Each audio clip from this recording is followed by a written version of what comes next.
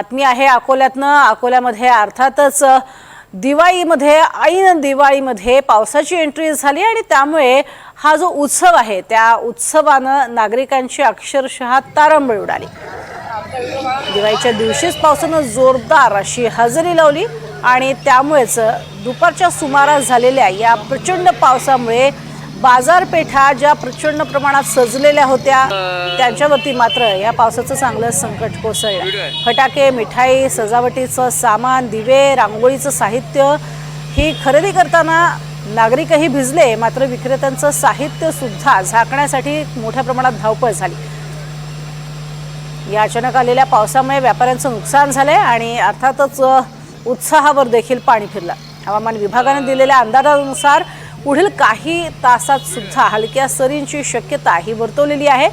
Soybean काढणी आणि कपाशीची वेचणी सुरू असल्यानं या पावसाचा फटका शेतीलाही बसण्याची शक्यता आहे।